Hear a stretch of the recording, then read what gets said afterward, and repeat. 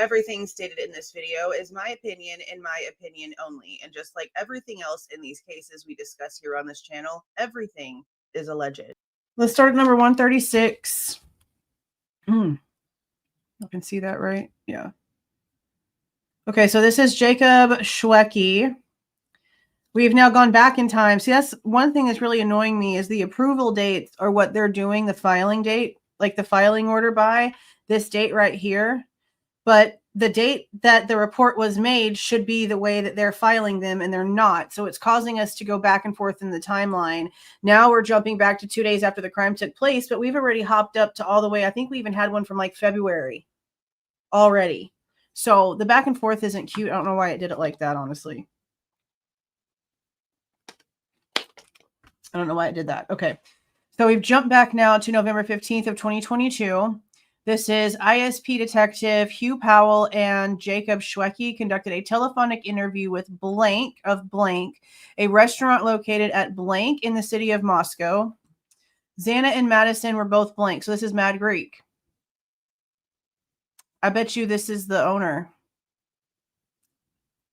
I bet you this is the owner. Blank provided information regarding Kernodle's and Mogen's employment and a list of employees.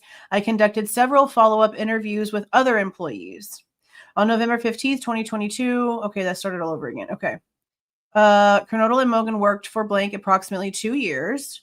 Mogen was a reliable employee who was well-liked. Kernodle was a blank. I love how they're not telling us anything. Like, why would this need to be redacted? Kernodle was a blank. She would blank and call in sick. Kernodle got better over the past year and was well-liked. So what this tells me is that she was having issues, I guess, being consistent at work. She would call in a lot, I guess. But it seems like after she got with Ethan, she straightened up because it says over the past year, everything got better. That's what it sounds like. Both girls were very sweet in nature. She did not know either girl well outside of work. Mogen ran the Instagram feed for the business. She is unaware of anything unusual happening with either girl at the business or in their personal lives. She provided us with 2 names and phone numbers of other blank who worked with Kernodle and Mogen, blank and blank. In a follow-up text message with Detective Powell, she provided the name and phone number of a third employee. On November 16th, 2022, ISP Detective Powell and I conducted a telephonic interview with blank, a blank at blank, regarding his knowledge and relationships with Kernodle. So this is somebody that worked at the Mad Greek with them. Blank provided the following information, reference audio, interview recording for full details. He was not friends with either one outside of work. He remembers that either Kernodle or Mogen told him they had a stalker, but wasn't sure which one told them that. So considering the fact that he did not work with Kaylee, it's interesting that he's getting that story from one of them. He was aware of a Twitch stream video taken at a food truck where Mogen and Kaylee Goncalves together the night before they were killed. His friend Blank showed him the video, and Blank was at the food truck at the same time Goncalves and Mogen were there. He was unsure of Blank's last name. That's interesting that he knew someone that was there. Blank told him a guy who walked up with Goncalves and Mogen told him he was there to help them get home. But in the video, the girls never talked with the guy. Oh, so his friend is one of the guys that Jack Showalter talked to that night. Okay. In reference to his viewing of the video, it looks like the guy recognizes there's a camera and he flips his hat around and pulls up his hoodie. Yeah, I don't know. Because like literally everybody in the mama knows these girls worked at Mad Greek.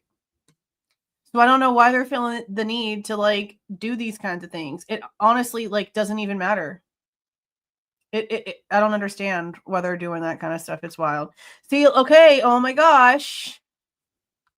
This is now number 3 of us hearing something about it being actually a blue car that picked up the girls. Blake told him the girls left the food truck. They got into a blue Honda or a blue sedan. He was unsure. Number 3. That's wild. Okay. On November 16th, 2022, they did another interview with someone else who worked at the Mad Greek regarding her knowledge and relationships with Kernodle and Mogen. Blank provided the information and listen to the audio if you want to hear the rest. She's worked at blank since May of this year. She never worked with Mogen, but she was friends with Kernodle at work, never hung out outside of work. She bonded with Kernodle over having their first boyfriends. See, that's interesting considering that a bunch of these other reports were saying how Kernodle was doing something with another guy to where she was always going over to the house and seeing him. That's the one who was known for certain things, known to be the connect or the go-to for certain things, and that apparently got kicked out of the university. So were they not really dating? Because we've heard that already from Emily's side of the family when it comes to Emily and her mom, talking about how like her getting with Ethan as like boyfriend girlfriend was like such a big deal. But then we heard about this other dude.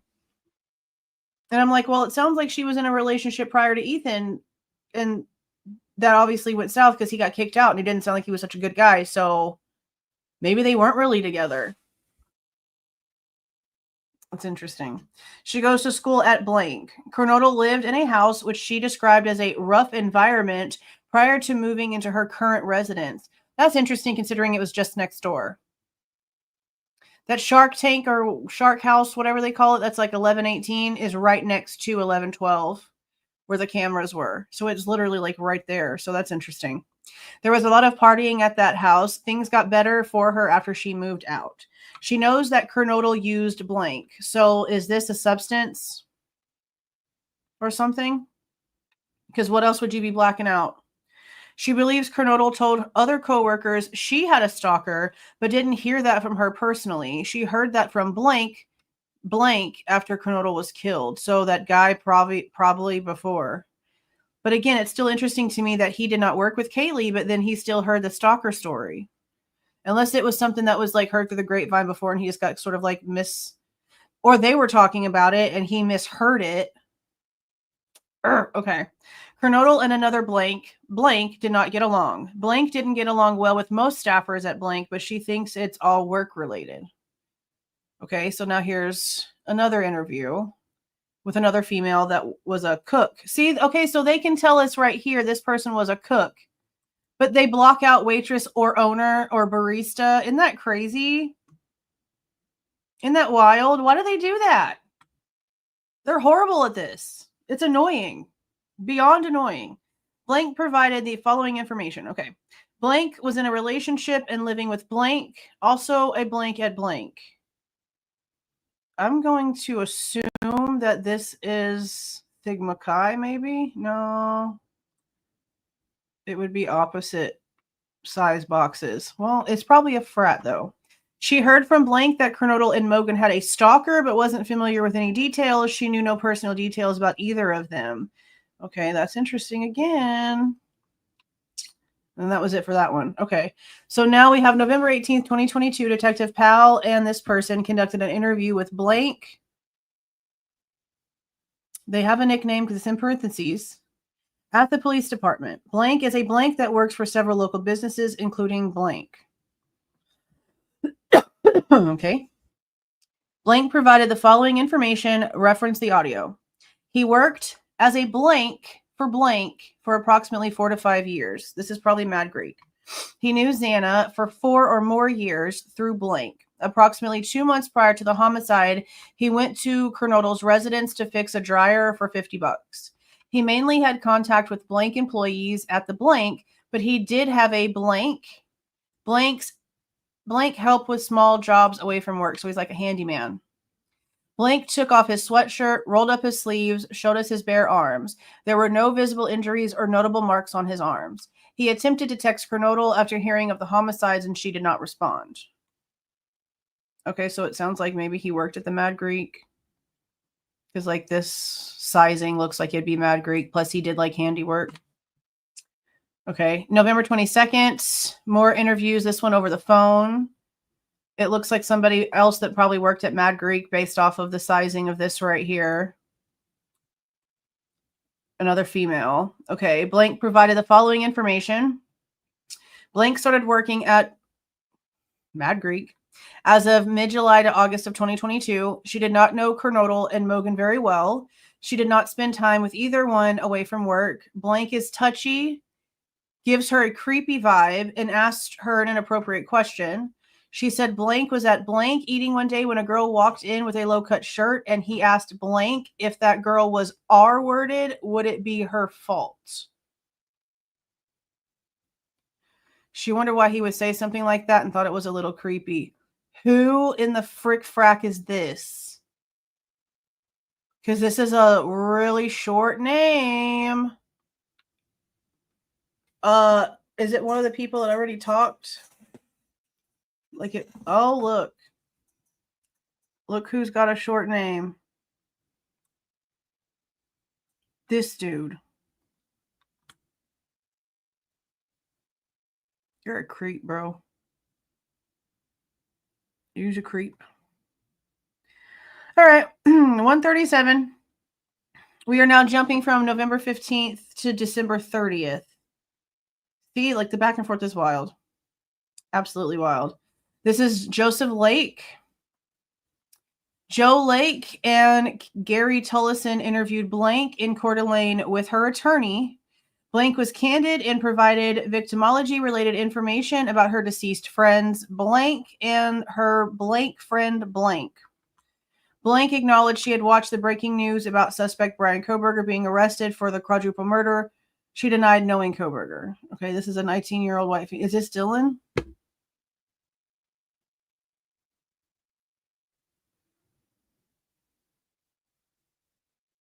I guess we'll find out. I don't know if this is Dylan or not.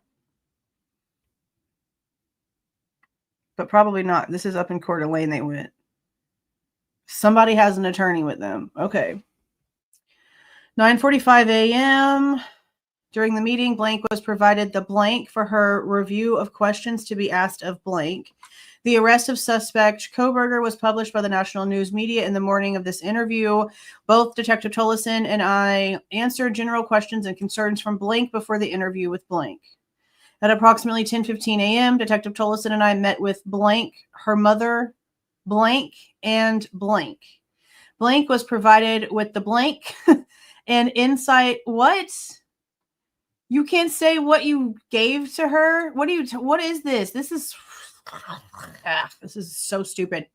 Blank was provided with the blank and insight into our blank interview.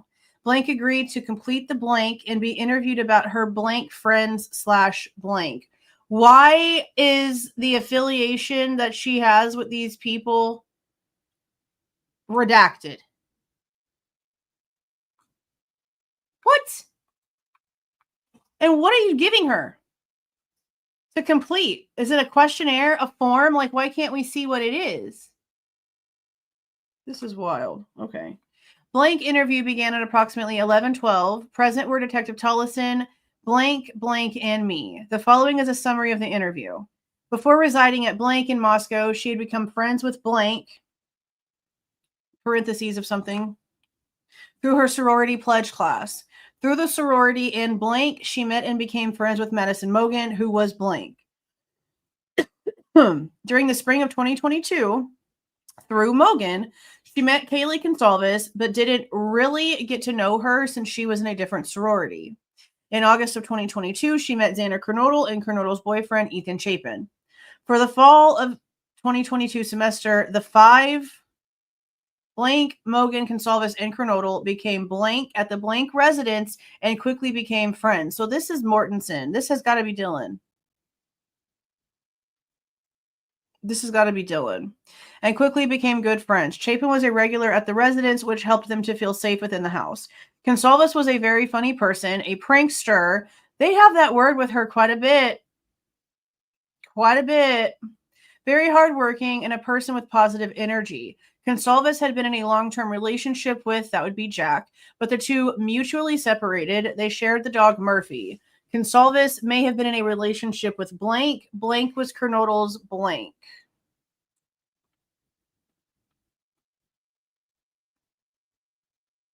Is this the same person? I think so.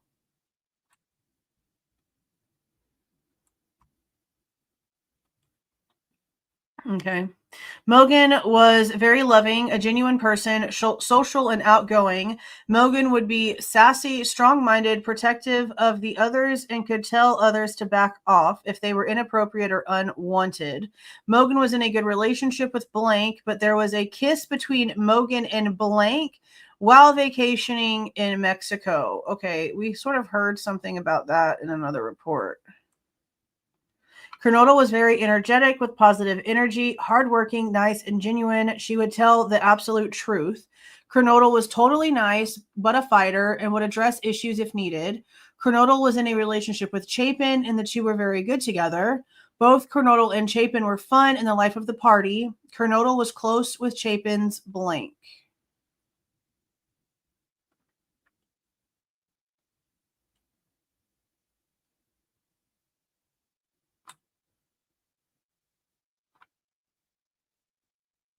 Are these the same? Maybe.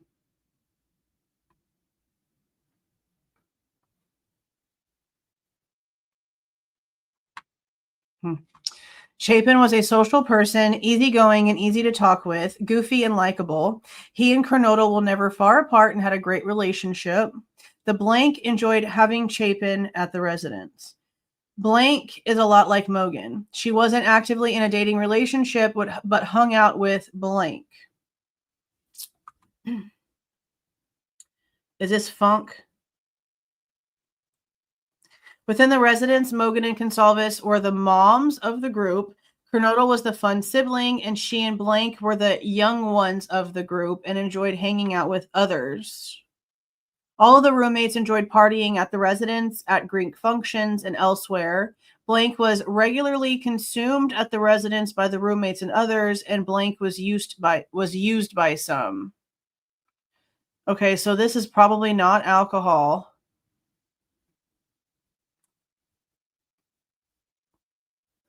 And this is probably two different substances right here.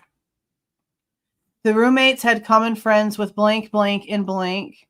All the roommates used iPhones and social media applications for communication, mostly Snapchat. Blank wasn't aware of anyone using social media or other platforms for money, but recalled Mogen may have made some money from a swimsuit brand for sharing her swimsuit pictures. So she did some sort of modeling thing, I guess, a little bit. Okay. Mogen and Kernodle worked at the Mad Greek restaurant. Goncalves worked at home for a company, and Chapin, blank and blank were not employed. This would be Funk and Mortensen. So I think Miller Time had it right. This might be Couch. No, I don't know. I don't think. I thought maybe it was Mortensen at the time, but I don't think it's Mortensen anymore. You might be right. I don't know. It's hard to tell, but it's definitely not one of them because they're definitely talking to them. Or maybe it's like the way they're writing the report makes it seem that way. It's kind of hard to tell who this is. Like I still feel like it could be Dylan, but I don't think it was. I'm not sure. Blank and her blank would sometimes go to Pullman, Washington for entertainment and food, but she couldn't recall going to the WSU campus. She believed Kernodle had been to WSU to visit her. This would be her sister, Jasmine. Before the murders, Goncalves had claimed to have seen a shadowy figure watching her from the vegetated area behind the residence. That's the tree line then, which freaked her out. Goncalves had also told the roommates about a stalker at blank in Moscow, Idaho. So now, is this the Winco though? Like, why are they redacting certain things? When Mogen and Goncalves returned to the residence during the early morning hours of November 13th, 2022, blank and blank joined the two in Goncalves' bedroom. See, this could be either one of these two at this point, I think, but I really feel like it still could be Dylan. This is kind of confusing. Blank and blank joined the two in Goncalves' bedroom. The four were having fun and discussing their evening. Mogen repeatedly took Goncalves' grub truck food, so they wanted to get more, but none of them could drive. Blank attempted to call blank, the Uber driver, to see if he could grab more grub truck food, but he wasn't available. That is not true. For one, it was not a call, at least not that they've told us. It's a freaking text message at 2:10 a.m. And he indeed was available and said that he was driving. And that was responded to 3 minutes later at 2:13 a.m. So this is not true, which is why it's still, I'm trying to figure out exactly like who this actually is. Okay, so this has got to be Dylan.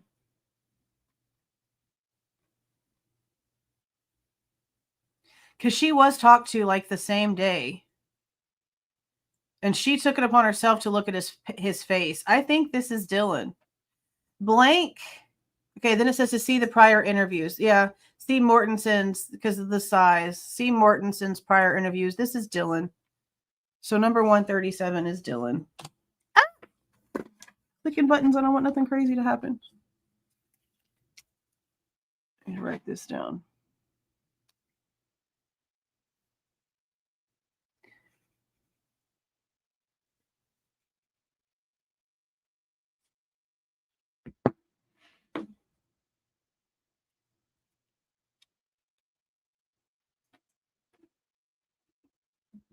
Keep track of that. Okay.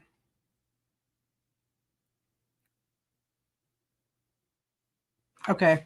Blank doesn't know why her friends were murdered, but speculated it could have been out of rejection or a hurt ego. She believes if Mogen or Goncalves were approached by an unwanted person, Mogen would have told him to back off or go away. She also believes the suspect could have been a stalker. Blank claimed she and Blank were often freaked out at the house and felt like there was someone outside of her window facing the backyard periodically. She normally locks the doors, but doesn't recall if she locked the doors on the morning of November 13th, 2022. Yeah, this is Dylan. For sure. Blank recalled the suspect having bushy eyebrows and wearing a mask. Yeah, when? Because the bushy eyebrow thing was not said during the body cam thing, was it? I don't think she said a damn thing about his eyebrows. She couldn't recall telling Blank about the suspect having a big nose, but stated she doesn't remember most details of her conversation with Blank after retreating to Blank's bedroom. But you do, because you were awake the whole time. Your phone proves that. Prior to our interview, Blank had learned the news about Kohberger's arrest and had seen his picture. In her blank, she stated, oh, so this is like something that she filled out beforehand. So is this like the victimology form? Like, why are they blanking out this thing she filled out? That's weird as shit. She stated, from people releasing Bryan Kohberger's name, I know it's him, but I don't know. In her interview, she said, after looking at Kohberger's picture in the news, nothing came back to me at all. So that and I feel like I saw that my mind would be like, oh yeah, that's him, but I just don't remember at all.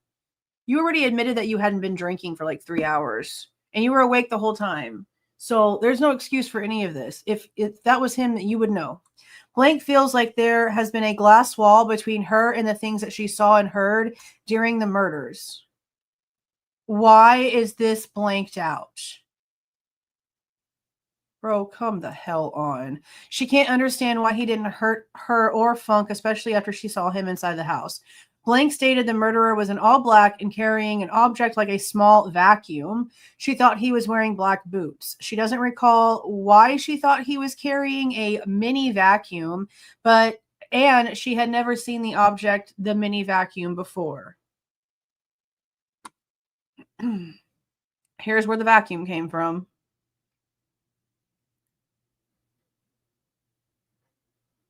And none of this is correct. Like, none of this is making any sense to what we actually know the facts are now. Because she was awake the whole time. She said she stopped drinking whenever she got home. And then we have someone else saying that they saw her at the Sigma Chi party. And she said that she couldn't drink. She just didn't feel like it. So it's really just like Hitler, again, in a footnote, that told us that she was drinking like all of this stuff based off of something that he got from somewhere, apparently. But then all of that's getting chipped away to where you weren't really as intoxicated as you're trying to pretend that you were, Miss Ma'am. And you were adding a contact to your phone at 3:51, and then 8 minutes later, here comes a DoorDash being dropped off. And you're hearing all these things, and you're literally saying that you can hear Kaylee saying, okay, I'm going up to bed. You were coherent, bro. So all of this now is crap. Complete crap. Wild shit. Okay. Number 138. Now we are going to what date? Okay, it looks like they're going back and forth with a bunch of evidence stuff. Okay. Jacob Schwecke. Over the course of the Moscow homicide investigation, ISP Detective Jacob Schwecke, that's who wrote this, have conducted video evidence recovery and worked with various retail businesses to recover receipts. All videos were turned into the Task Force Digital Evidence Team located at the Moscow Police Department. Copies of the receipts were also turned over and entered into e-file. So they have multiple. Okay. On November 21st, 2022, he picked up a digital evidence from blank at blank located at blank. So freaking informative. Don't you just love soaking in all of this information? It's beautiful, isn't it? I'm nightmaring about blanks, all right? This is ridiculous. Contact number blank. Cool. I turned the evidence over. Awesome. We have no idea what you just did. I don't think we're going to know anything that he just did here because it's all like blocking everything out. He picked up a bunch of shit and brought it to Moscow. That's basically what this is. All of it's blanked out. I'm not going to sit here and read every single one of them. On the 22nd, he met with someone else somewhere else and got something else and turned it in. I mean, damn. It's really all I can tell you. Same thing again on the 23rd in Moscow. All of it's in Moscow. Everything got turned over. And now we have a month later on December 22nd. So this is after they already have Kohberger's name. So it goes from the 23rd of November to December 22nd. He picked up digital evidence from somewhere in Pullman and then turned it over. On the 22nd, 23rd, and 27th, he picked up more digital evidence from Pullman and turned it over. 23rd, more digital evidence, turned it over. Okay, login and password for access to blanks, financial business transactions on the 27th, which is a restaurant in Moscow. Turned it over. January 3rd, I picked up a server blade from blank, an employee at blank's gas station. What the frick frack is a server blade? I turned the what the frick is a server blade?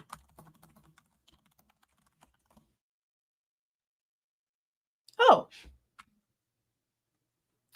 A compact modular computing unit designed to fit into a standardized enclosure known as a blade chassis. Each blade server contains essential hardware components such as a CPU, memory, storage, and networking interfaces. So it's literally like that thing that you see in all the movies where they've got like a room with all the servers and they have to go in and like insert a program or something like that. It's that big, huge thing. Okay. It's like, what are you talking about? Because I really thought that it was like something about a restaurant, not going to lie. They said server, and I'm like, what? Okay. That got turned over. July 3rd, 2023, multiple receipts from somewhere that we can't see in Pullman. Bryan made 3 purchases from this business on 2 days in November. Blank provided me with receipts for the 3 purchases and an owner's manual for one of the items purchased, a 2,000-watt Jupiter power inverter. Blank also provided receipts for sales of a fixed-bladed knife Harbor Freight sells, none purchased by Kohberger. I was provided a copy of videos of Kohberger's purchases from blank, an employee at blank, on January 5th, 2023. I turned the receipts and video evidence over in the Task Force Digital Evidence Team located at the Moscow Police Department. Okay. January 5th, somewhere else in Moscow. Photograph of 2 receipts found in Kohberger's vehicle for purchases made at that location. I met with blank, showed receipts, and helped identify the unknown items as multi-pack t-shirts or undergarments, and these were also placed into evidence. Video surveillance of multiple purchases made by Kohberger at blank. Is this Walmart? I feel like this is Walmart. I feel like that would definitely be Walmart. Located at blank in Pullman. I met with blank, did blank, and he provided me with a CD with the recordings. On the 13th, multiple receipts of purchases made by Kohberger were then sent over, I guess. Yeah, through email. All of those were turned in. January 13th, multiple receipts of purchases made by Kohberger and a purchase made by blank. So who's this person? At blank, located at blank in Moscow. I know that there was a lot of stuff that was turned in on the self-authenticating evidence when it came to purchases and stuff like that.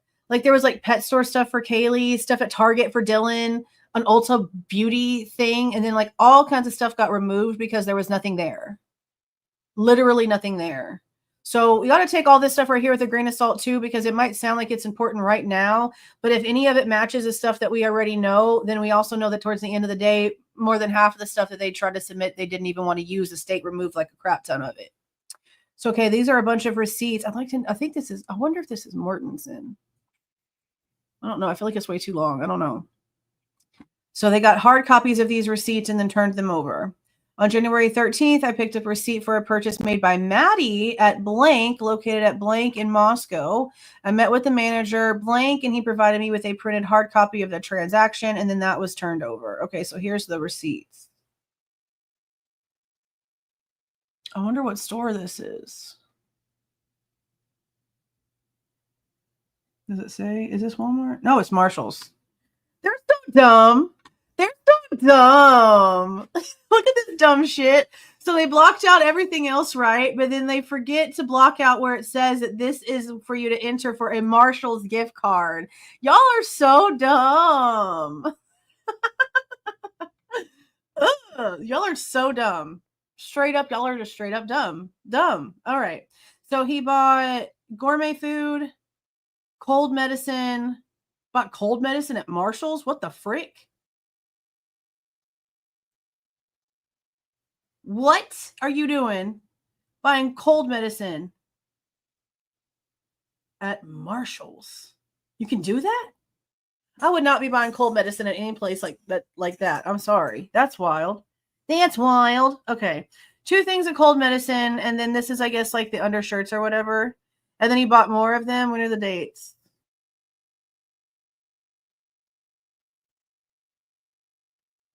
Where's the dates? Okay, so this one is 8/31 of 22 right here. And this one is 9/19. That's what I said.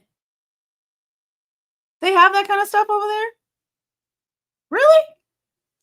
You can tell I don't go. You can tell I don't go places. Like, what are you doing? It's like, to me, Marshall's is sort of just like a little higher advanced Ross. I could be wrong. I just feel like that's the kind of like store it is, because like them and TJ Maxx apparently always have just like a bunch of super sales on stuff. And the couple of times I've been into those stores, I see the same stuff I see at like Ross a lot. So maybe I'm wrong on how that store is, but I think that like getting cold medicine there is a bit strange. I just think that's a bit strange. Okay. All right. We're at 139. Jacob Schwecke. We're bouncing back again to November 18th, 2022. Interview was conducted with blank at the police department. This person's first name is real short now. Okay. Blank is a potential witness. Who is you? Okay. November 18th, 2022, ISP Detective Powell and I conducted an interview with blank at the Moscow Police Department. Blank provided the following details. He is studying blank at the University of Idaho. He met Xana while hanging out at blank at the university. He is friends with blank. Blank, he was his brother's friend in high school and has known him since childhood. Is this Jack Ducour, maybe? He's friends with Jack Ducour. Or maybe it's Jack Showalter. It could be somebody we don't even know. I don't know. All these redactions are wild. He goes hunting with blank twice a year. This was his first time hunting, and blank was teaching him.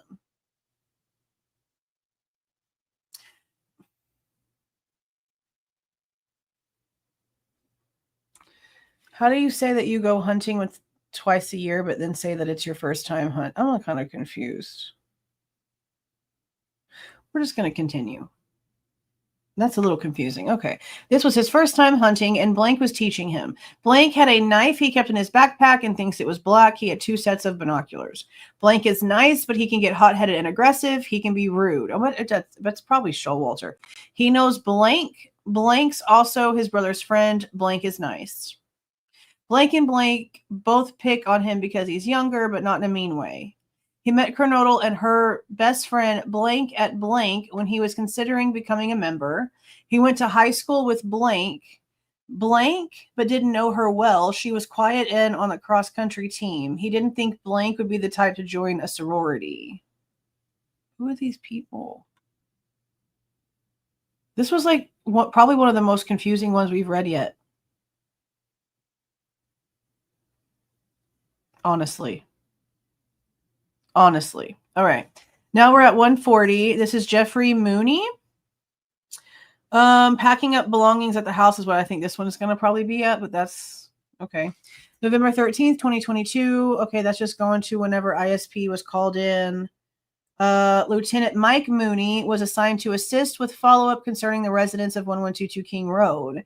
On Friday, December 2nd, 2022, at approximately 9:30 a.m., I facilitated entry into the residence by blank and blank from blank,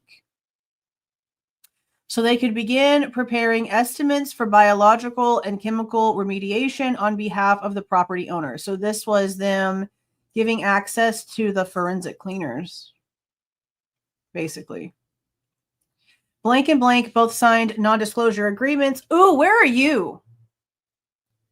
Because this is over with, right? So does that mean that they can talk now? The people that walked in to like do this, that saw this house in December, can they like discuss things? I wonder. I would love to know.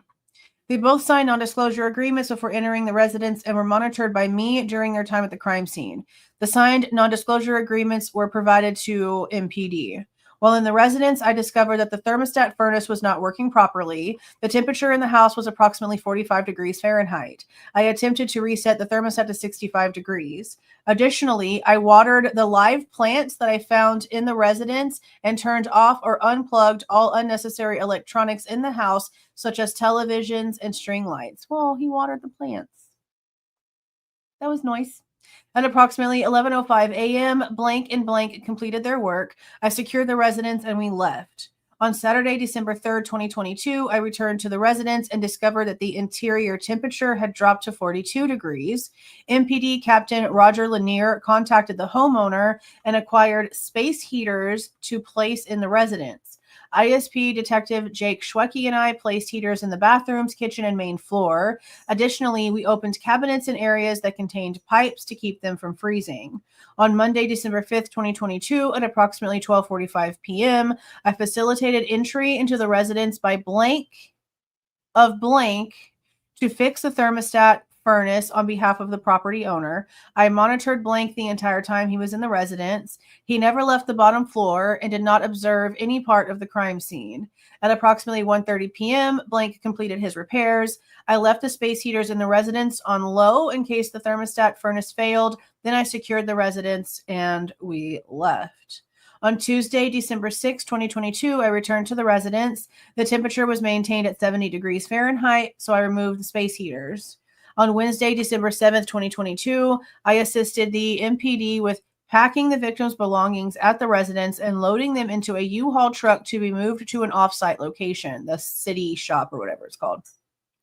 MPD Chief James Fry and I worked together in Kernodle's room to pack her personal belongings. Due to chemical and biological contamination, we were unable to pack all of the items located in her room. Chief Fry and I packed up most of the items in her closet and various items located in and around her desk area that appeared to be of financial or sentimental value, such as currency, graphing calculators, car keys, ID cards, gift cards, and personal notes. I counted the currency, approximately $172.21 in cash and coins, found in a backpack and the desk drawer. I photographed the currency along with Kernodle's Arizona driver's license, University of Idaho ID card, and a Chick-fil-A gift card and 2 Amazon gift cards, and placed them into a box with her belongings. The photographs were provided to MPD. Chief Fry and I also packed up the personal belongings in Mogen's room that did not appear to have chemical or biological contamination. We gathered items of perceived sentimental value, such as her cowboy boots, wall art, personal notes, pictures, and a mirror. Other MPD personnel packed the personal belongings found in the other rooms. I assisted MPD with loading the boxes of personal belongings into a truck, which was ultimately moved to an off-site location to be returned to the family/owners. Okay.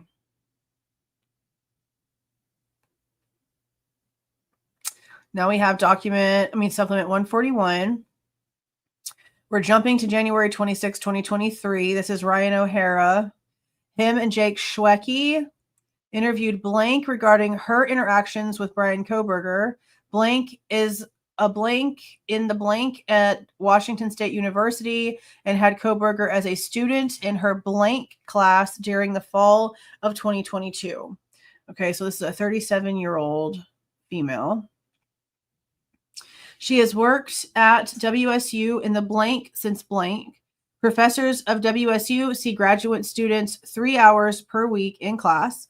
She teaches graduate level blank and undergraduate level blank. Her class blank was on Thursdays, and she first had contact with Kohberger in that class on August 25th, 2022. Nothing stood out to her on her first interaction with Kohberger other than him wanting to dominate the conversation. The week immediately following the homicides, Kohberger was not in her class and sent an email about not being there. Blank will be providing a copy of the email as part of the administrative subpoena. Now, we know that on the 17th, he had a doctor's appointment. I think that's even the same day he got his hair cut. So that's probably what that one's for. The paper Kohberger wrote for her class was on burglary. Blank will be providing a copy of the paper as part of the administrative subpoena.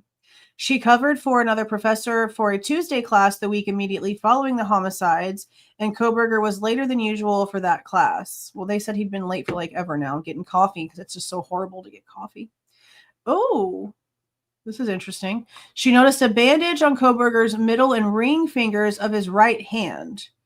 She'd be the first person to notice something directly after. So that would be interesting. Kohberger told her it was from a silly accident that happened indoors. She didn't think it happened indoors because it looked like it had been scraped on asphalt. She believed she observed the injury prior to the homicides, but wasn't certain. Okay, so now see how she... Okay, see? All right, before. They already said that he was seen in October with wounds on his hands and that he had told them that he had been boxing. So, starting it with this sentence might have, probably been the best way to do that. Kohberger wanted to dominate conversations he participated in. Kohberger was systematically late to her classes. One time he arrived on time and she told him, "Hey, you're not late today," and he laughed awkwardly. Kohberger cornered her in the hall the first week of classes because she had not given him 100% for participation that week. She would deliberately not call on Kohberger towards the ends of class because he always wanted to talk and would go on these monologues. Kohberger would correct other students, which she believed was inappropriate since that was her job. Well, I mean, technically it was sort of like his job too because he was a TA and maybe he just didn't know when to turn off the TA-ness, if that makes any sense. Kohberger seems to correct his behavior throughout the course of the semester and was more contained by the end of the semester. Yeah, because he was asking how to build his rapport with students and was actually like listening to what he was being told, but then for some reason they kept turning all that around. Kohberger would present his opinions and ideas as statements of fact. She heard from one of her students that Kohberger was telling other students that because she is a blank, he knows better. What word is this? One day, a female grad student came running into her office crying. Blank went and checked on her, and the student said that she had just left class because of an interaction with Kohberger. Kohberger had said something very sexist, and the student called him out for mansplaining. Okay, yeah, that's that same incident. Kohberger stood his ground and kept speaking in a way that made the student feel she needed to stand up and leave the room. The following are examples of stories involving Kohberger that she had not witnessed but had heard secondhand. So now we're going to get the game of telephone bullshit that has no purity to it. Kohberger told a female student that was both disabled and gay that he would need his partner to be physically perfect and a disability would not be acceptable. What? What? Okay. Kohberger once told a blank student something like, "Oh, I could never understand like what your experience is as a blank woman." Blank referred to this as a positive interaction between Kohberger and, is this a trans person? I bet you this is a trans person, and he's basically just saying like, I could never understand like your experience. He's basically just saying that he just could never understand what it's like to be like that. And even she is like, this is a positive interaction. So you can't like, if this is about a trans person, you can't sit here and make me believe that he's like homophobic and like all these other things, whenever there is a very small percentage of people in the planet that actually do understand that sexual orientation and transgenderism are two completely different and separate things. There is such a small percentage of people that actually understand that concept. So for the majority of people to sit here and be like, oh, he's homophobic, but again, if this is a trans person, this was a positive interaction. To the majority of brains out there, you cannot be both having positive interactions with trans people and also be homophobic. It doesn't work that way. So unless this is like one of the people that is the small percentage that understand that those two things have nothing to do with each other, then you can't be both. You can't label him as both. So this is interesting if that's what this is. It's interesting. And it flip-flops a lot of like all the hate towards this certain group that they keep pretending that he has, if that's the case. Kohberger's research interests were very much aligned with blank, and as such, they had many conversations that did not want to label positive. Rather, it was more of what you would expect between a grad student and their professor. So educational. Kohberger kept telling her he wanted to study emotions and decision-making. Kohberger read a lot of her research, and when he was required for another class to do a paper on another faculty member, he picked one of her papers. Okay. She felt Kohberger wanted... Okay, so that's actually... This is probably that lady that he looked up a bunch of stuff on. That's probably what this is. So in the Dateline stuff, it was talking about how he kept looking up a paper and information on Ted Bundy, and then specifically one of his professor's paper. So this is another thing that he was required to do for a class, but that people are taking and running with it as if it's some sort of marking of a serial killer. Whenever, again, just like the report about crime scene evidence and collection and not contaminating that whole thing that they're holding against him, the majority of people working the case had to do that exact same type of work whenever they were going in for their degree, to a certain extent. So the whole thing that Dateline was like really trying to like be like so crazy about, we just now found proof that him looking up that paper written by that professor was a requirement, because it was required for him to do a paper on another faculty member. And he picked hers. So this is her. It was an assignment, and they're trying to hold it against him like he did something wrong. That's insane. Again, but we've seen that the whole time.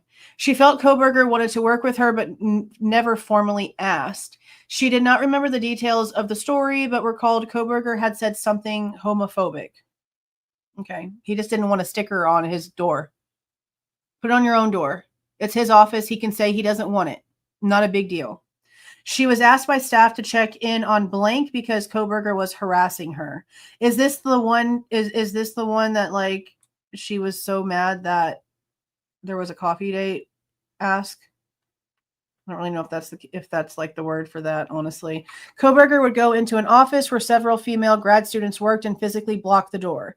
Once in a while, she would hear one of the female grad students say, "I really need to get out of here," and she would intercede by going into the office, allowing the female student to leave.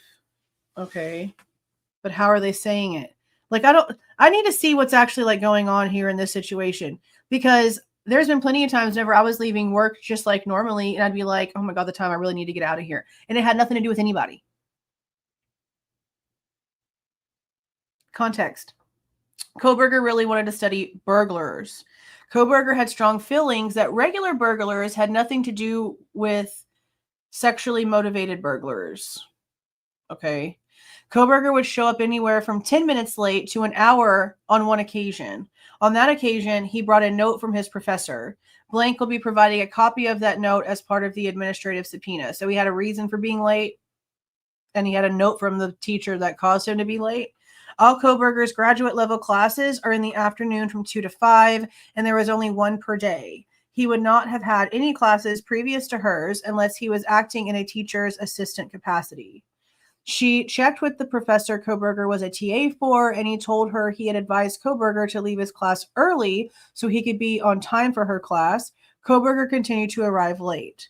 Kohberger had 3 courses as part of his PhD, 2 with female professors and 1 with a male professor. Students in the same classes began taking a poll of when he was late to a female-led class versus the male-led class. He was systematically late to both female-led classes and not late once to the male-led class. I honestly don't believe that at all. Kohberger was obsessed with serial killers and would talk about it a lot in class. That's what you're in school for. You all were obsessed, and you were all talking about them in class. What are you talking about? The week Kohberger was not in class, 3 female grad students approached her and said, "Oh my God, class was so much better today, just like easier to navigate." That's wild. The classroom was set up in a circle around a table, and Kohberger would sit next to her every time. Who? The teacher lady? We heard that too, I think, honestly. She and her colleagues had a faculty meeting right before the Christmas break in which they discussed each of their students. Kohberger took up the most time in this meeting because he was highly problematic. She told her colleagues, "He is smart enough that in 4 years, we will have to give him a PhD. And mark my word, I work with predators. If we give him a PhD, that's the guy that in many years, when he is a professor, we will hear is harassing, stalking, and essaying of his, I thought would be his, his students at wherever university he ended." So because he asked the one chick out for coffee and she threw a fit about it, suddenly he's going to be some sort of disgusting, pervy professor whenever he gets his PhD and starts teaching. Wild. Because there was a performance issue in terms of his TA duties, she and a couple of other faculty members made the recommendation to cut his funding and get him out of the program because of his teaching assistant duties, not because of anything else. Interesting. She felt he was stalking people, but was he? Because he was found to have done nothing wrong according to the investigation. So was he? Because I don't think so. They've not said that here.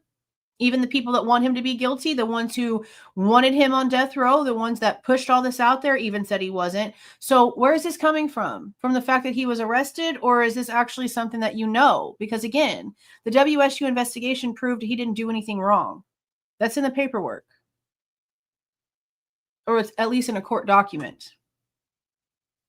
So I don't really know where that's really coming from whenever it was his TA duties that was causing the issue and not the rest of this stuff. This stuff is very back and forth.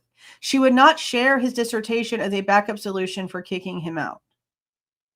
What does that mean? She would not share his dissertation as a backup solution for kicking him out. Okay. The room was divided on whether Kohberger's funding should be pulled or not. So some of them wanted it to happen and the rest of them were like, no. During her time at WSU, the discussion of cutting someone's funding to remove them from the program has never happened before. She knew of one student that had their funding pulled simply because they stopped showing up for classes. She saw Kohberger in the parking lot of Safeway late the night before the Christmas potluck. He was so lost in thought, she waved at him for literally 2 minutes before she thought, okay, I don't think it's him. At some point, he saw her, and the next day he came and apologized to her. Okay. A female graduate student came to her sometime during September or October and reported that someone had broken into their apartment and stolen intimate items such as perfume and underwear, and that she was very scared. Okay. See, and I don't think that this is the same one either. I don't know if this is the same instance because the way that Dateline told it was interesting. And then Chief Jenkins has already said that that whole thing was never reported. Never reported. So I don't know. I don't know how accurate or how often that stuff was happening, because it was going on a lot on King Road. People trying to get into doorknobs. That one girl's car was broken into and stuff was all over the place. So there's really just no telling, honestly. All right, this is number 142. Gideon Roberts, January 17th, 2023 at about 3:35 p.m. Gideon Roberts served a search warrant on Washington State University blank regarding records for Bryan Kohberger. I learned several days later WSU would not respond to a search warrant from the state of Idaho. Interesting. Arrangements were made through the Whitman County Prosecutor's Office to serve a Washington State warrant on behalf of the state of Idaho. I had no further involvement in that search warrant process. That's interesting. Because in all of the Pullman documents and in some of the MPD stuff, we see how like they're constantly sending Brett Payne information. So they had to go through Washington in order to be able to even like get anything. That's wild. That's wild. Okay. Okay, no further. Okay, that's it. So anything when it comes to how that was filed would have to come through Washington, Whitman County. Interesting. Okay. Now we have supplement 143. Gideon Roberts. During the subsequent investigation following the homicide of Maddie, Kaylee, Xana, and Ethan, he reviewed several tips and contacted or attempted to contact with several subjects. During this time, Bryan Kohberger was identified as the suspected perpetrator and arrested. The following tips were evaluated and some subjects contacted. 78, 177, 954, 1389, 3195 was in person, 8191 was phone contacts, 8378, and then whatever this VCC number is. Why are these different? Okay, so we have a reporting party that's a 50-year-old female. And then this one doesn't show the age for this next one. Interesting. Then the next one's a 20-year-old female, I think. Yeah. Then that's blank, that's blank, that's blank, blank and blank and blank. 20-year-old male, 31-year-old male, 22-year-old male, 31-year-old male, 28-year-old white female, 42-year-old white male, 44-year-old white male, 64-year-old white male. Okay. Serial number 78. Per tip information. Blank believed blank and blank were subjects who should be contacted due to their long history with blank. Okay. Blank allegedly had previous weapon possession charges and drove a white sedan. Investigators discovered blank had an active warrant and attempted multiple times to contact him, but were ultimately unsuccessful. During that time, Kohberger was identified as the primary suspect and arrested. Okay. Serial number 77 for VCC 5135. I wonder what is the difference here. Per tip information, reporting party blank and reporting party blank believed blank was a suspicious male who should be contacted due to his sporadic work activity and his wearing of a large belt knife.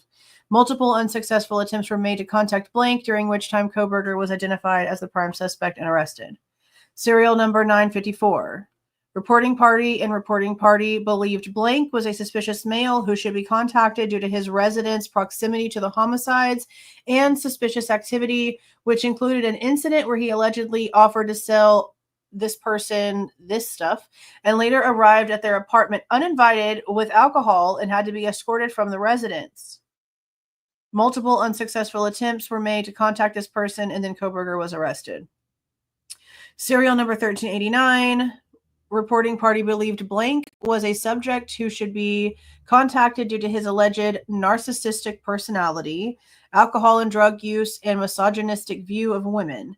Investigators began evaluating the tip. However, before blank was contacted, Kohberger was arrested. Serial number 8191. Per tip, reporting party believed she had seen Kohberger's profile on Tinder or on Facebook. On January 18th, 2023, I spoke with Blank by phone. Blank told me she believed she had seen Kohberger's face on a dating app profile, but couldn't remember which one. Okay. She also told me she didn't have any interaction with the account or Kohberger, and she wasn't completely sure it was Kohberger because the profile name was not Kohberger's name, but she couldn't remember the profile name. Girl, what are you doing? What the frick? Get a cat. Holy shit. Serial number 8378. Per tip information, reporting party observed a vehicle matching the description of Kohberger's near Diamond, Ohio. Reporting party reported observed timeline, and Kohberger's timeline per his cellular telephone data didn't match. Well, obviously.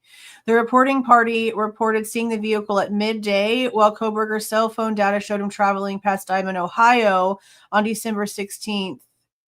Okay, so this person... What? Okay, so this person was in the same area that Kohberger drove through. Because it says that Kohberger's cell phone data has him driving past Diamond, Ohio, December 16th at 2 a.m. So it is interesting that this person is at least like saying, hey, I saw his car and it's in this exact same area, but they're reporting it midday whenever he wasn't there. But it's still interesting because it's the same location. I mean, it doesn't mean anything. He was just driving through to go to Pennsylvania. But maybe this person's like time of day that they're thinking about is just wrong, because it's interesting. It's the same town. They do have like proof that he drove through. Okay, VCC 2976. Reporting party blank believed her ex-husband blank should be investigated in relation to the homicides due to his alleged previous threats towards people and his blank at the University of Idaho. Oh, maybe he like works there? Maybe. Investigators began evaluating the tip. However, before blank was contacted, Kohberger was arrested. VCC 5450. Per tip information, reporting party believed blank was a suspicious male who should be contacted due to his alleged activity, making blank feel uncomfortable for years, as well as one of his Facebook photos showed him wearing a face mask. Investigators began evaluating the tip. However, before blank was contacted, Kohberger was identified as the suspect and arrested. On February 7th, 2023, Jake Schwecke and I interviewed blank at the Moscow Police Department regarding information received in serial number 3195. After being advised of the nature of the interview and that it would be recorded, blank provided the following information. He is a blank at the University of Idaho studying blank and currently lives at blank in Moscow. On November 13th, 2022, he returned home at about 4:30 a.m. after playing video games at his fraternity house, which he identified as blank, later identified as blank. He parked his blank on blank directly to the east of 1122 King Road. After returning home, he took his dog out to relieve itself at about 4:50 to 5, walking to the dead-end portion of blank directly south of 1122 King Road. While out with his dog, he heard music playing from a nearby residence, as well as another dog barking in the area of 1155 King Road, but didn't notice anything unusual. That's definitely a fat finger right there. He returned to his apartment and got into bed. About 2 minutes after getting in bed, he heard a tapping on the window next to the front door. He peered through the blinds on the window, but didn't see anyone. After learning of the homicides at 1122 King Road, he read reports and articles that he believed showed Kohberger could have been the subject who tapped on his window. I highly doubt whoever did this stuck around to mess with other people. That would be wild. But this is also interesting if his time is right, because for him to say that he heard music and stuff like that and a dog barking at that time, because and I don't remember if it was in a report or if it was in the body cam, but at some point Dylan did say something about how the music was turned off, and then Kaylee said something about how somebody was there. So if music was playing between like around this time that he was like outside, this is already like at the time that the music should have already been turned off. So I'm really curious as to if he checked anything to validate the times that he's talking about, because that would be really interesting. He returned to his apartment and got into bed. Okay, then there's a thing about the blinds. Okay. Once the interview was complete, I transferred the audio to Tim Smaldridge. Okay. Now we have 144. Leslie Lehman, January 19th, 2023. Detective Leslie was able to locate the owner of blank cell phone. The number was used to attempt access of the T-Mobile account owned by blank with year of birth 2003. This is after Kohberger's arrest. My investigation revealed the phone number was owned by blank with date of year of birth 1978. Blank provided documentation of the hacking of her phone number on December 3rd, 2022, with the phone spoofing still continuing. It was determined blank was not the suspect in the attempted account break-in. What?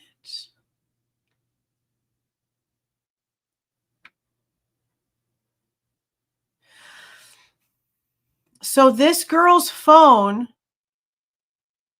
was broken into, but the account was owned by this person, probably a parent.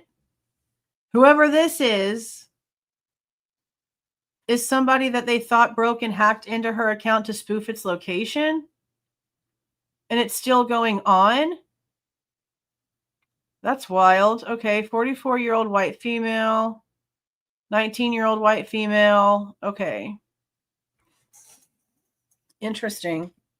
Research showed the most likely owner of the phone number was blank with year of birth 1978. Law enforcement research showed an address at blank in Post Falls, Idaho, or blank in Post Falls, Idaho. I visited the blank on January 19th, 2023. The owners of the 3-unit complex were identified and none knew blank. The owner of unit blank passed on a stack of mail having been received in the last week at her unit and did not belong to her.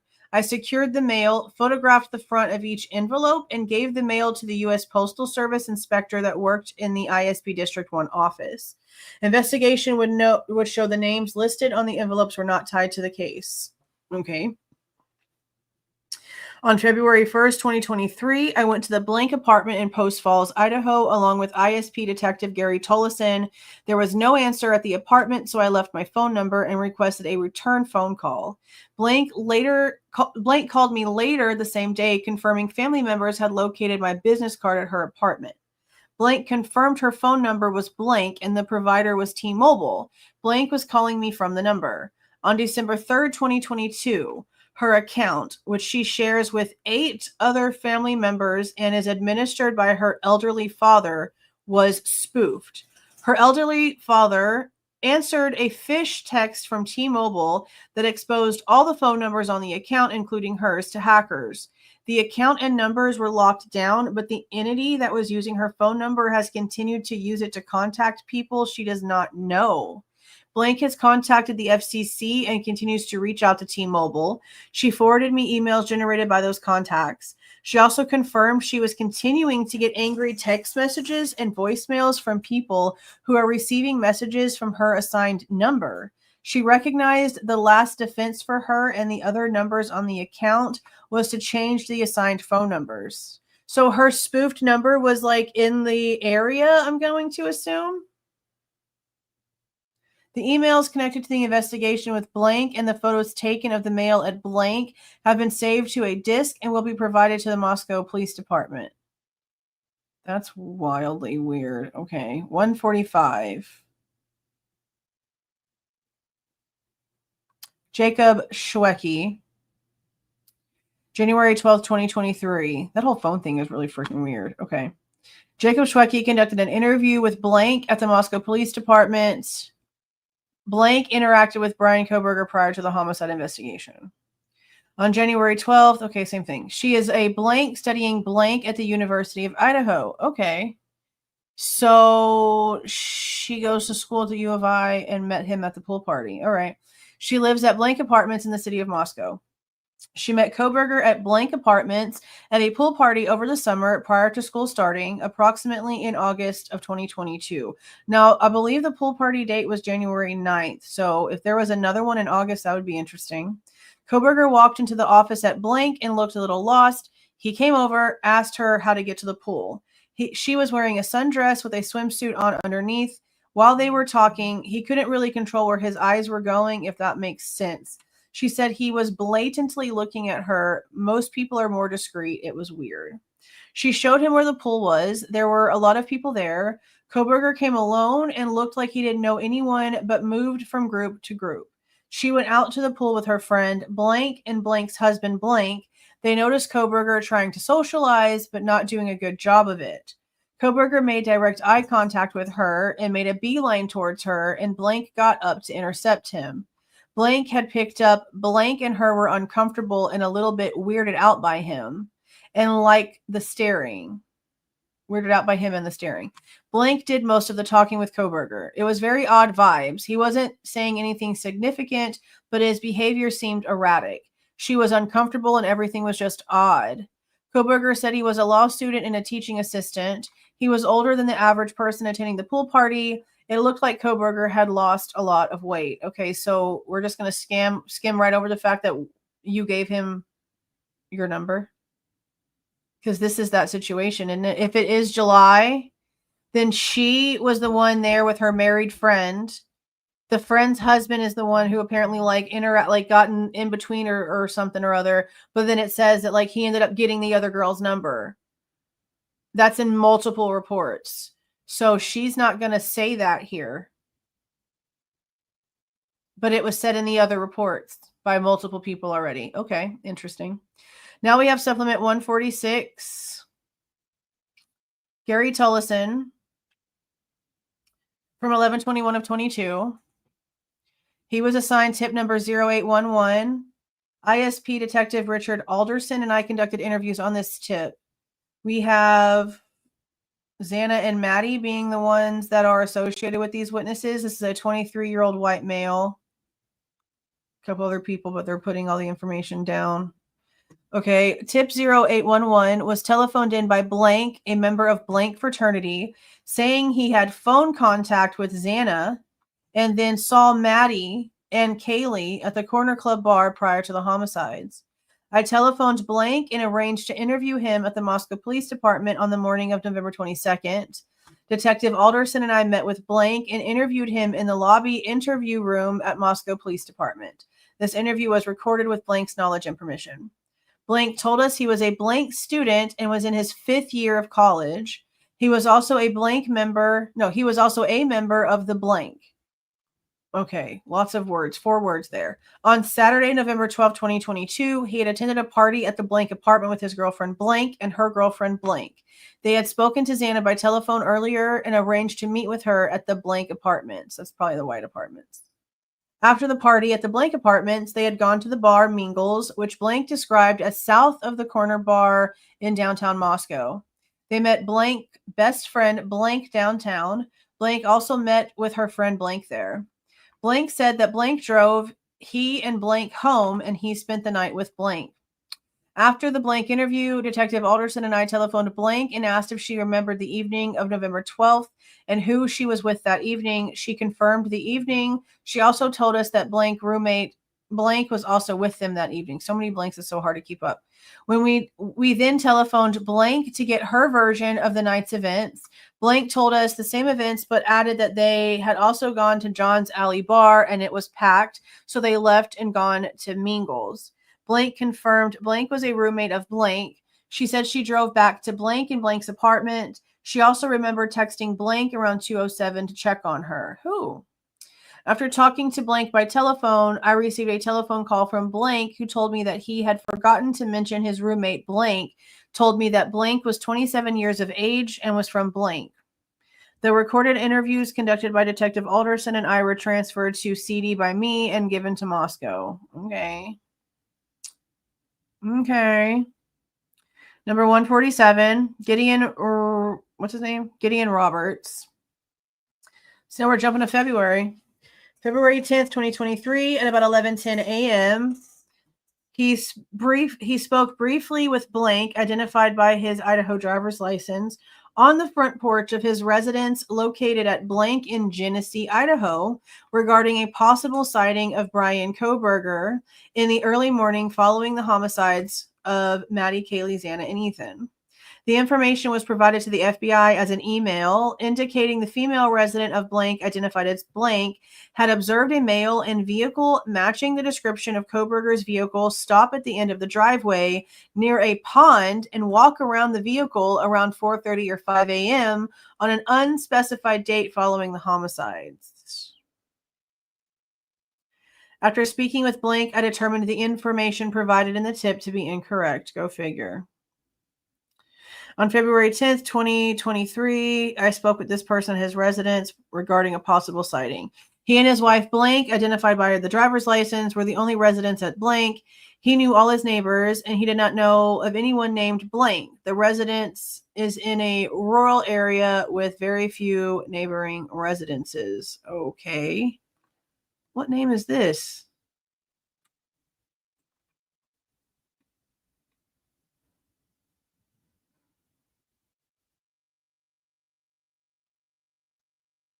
Like, what name are you asking if they know this person? I don't know who this could possibly be. Because it sounds like the wife is the one that sent the tip over to the feds, by the way that it sounds. Okay. The neighbors who shared his driveway were blank and blank, and their address was blank. The pond at the end of the driveway had been frozen over before the homicides, which occurred on November 13th. Neither he nor blank had observed anything like what was reported in the tip. After providing blank my contact information, I left the residence. Due to the brevity of the contact, no audio recording of the conversation was made. It doesn't sound like it was anything. Oh, I guess this is the area. Yeah, let's block it out. Let's just block it out. Like this little curvature right here, and knowing the highway is going to stop us from finding this spot. They don't pay attention very well, do they? This was a rural area. An elderly lady came forward, said she lived out there in the vicinity, home alone. She had on her porch light. Her dogs were barking like crazy. She got up, looked outside, watched a man parked in her driveway out in the middle of nowhere. There's something missing. You can tell. Maybe not. Out walking around his car. She watched him a while and he left. This was like between 4:30, 5 a.m., pitch black dark. After his arrest, the pick of the car in BK, she reached out to authorities to say, this is the guy, this is the car that was at my place in the wee hours of the morning. I thank God. What is this? Okay. Where did this information come from? Blank responded, I believe it was on News Nation, possibly Banfield. I don't remember them reporting anything about a lady claiming that they saw a car at the end of their driveway. I don't remember that at all. Do you guys remember that? I don't remember that at all. Okay. Now we have supplement number 148. Gary Tollison. During the subsequent investigation following the homicide of Maddie, Kaylee, Xana, and Ethan, he reviewed several tips and was assigned to contact or tip contact with several subjects. And of course, during the time, Bryan was arrested. So we're probably going to see that like constantly on there, like constantly. So let's see. They have this person blocked out completely. 26-year-old male. Wonder who you is. 24-year-old male. And then we have their names. And then it goes into witnesses again. 53-year-old white female. 26-year-old. Doesn't say. Wow, wow. Holy crap-a-zoli. This one feels like it's going to be long. Okay. Tip number 0763. Year of birth 1969. Blank works as a blank at the blank in Moscow. She wrote several lengthy emails to the Moscow Police Department outlining her thoughts on a homeless man she had spoken to prior to the murders in Moscow. She said that this lengthy conversation took place out front of her place of business next to a Coke machine her son had placed there for money. She believed this conversation took place October 18th. Detective Sergeant Van Leuven and I conducted several lengthy interviews with blank, as well as other multiple interviews with persons supposedly associated with or have dealt with this homeless man blank thought was possibly involved. Persons interviewed on this tip, and they're all blacked out. 1, 2, 3, 4, 5.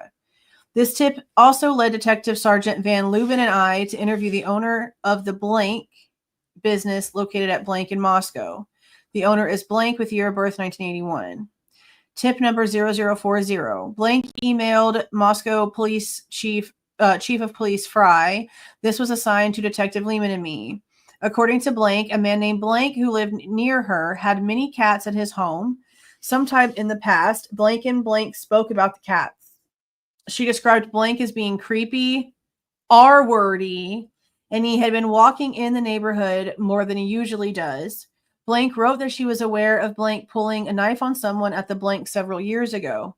This led us to the blank located at blank, Moscow. I telephoned the owner blank. He told me he had owned the blank for over 16 years, and they used to be open at night, but because of the fights and other disturbances, he was no longer open at night. He did not remember a weapon incident.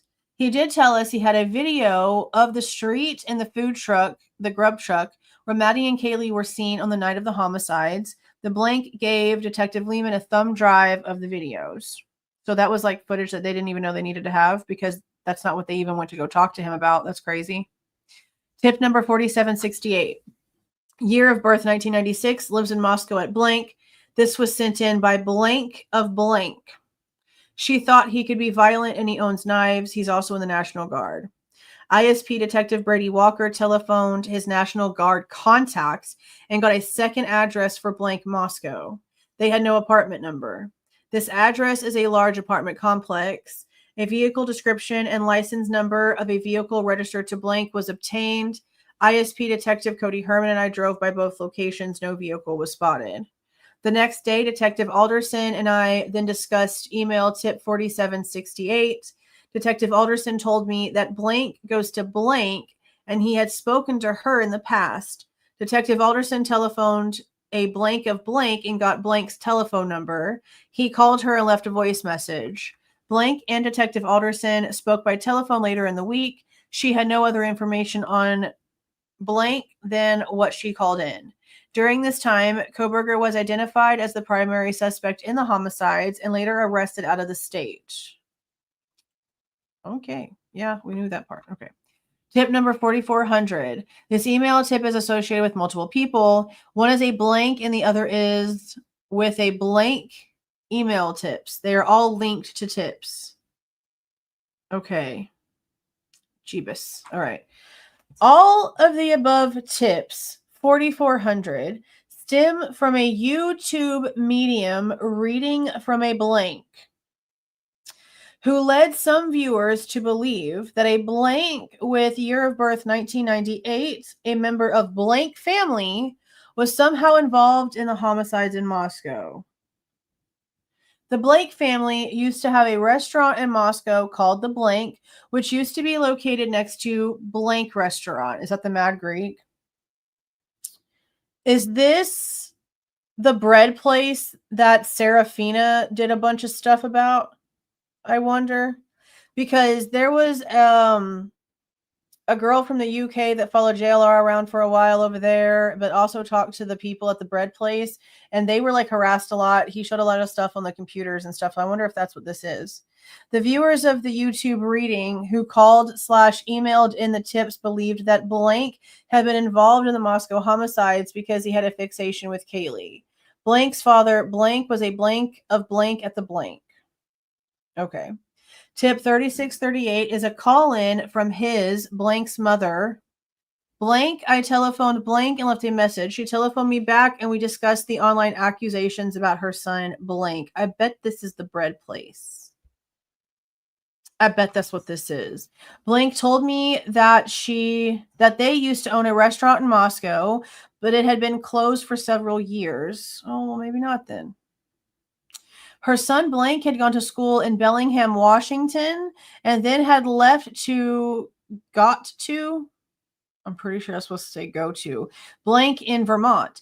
He returned to Moscow, and then he and his girlfriend had gone on vacation in Thailand before returning to Moscow.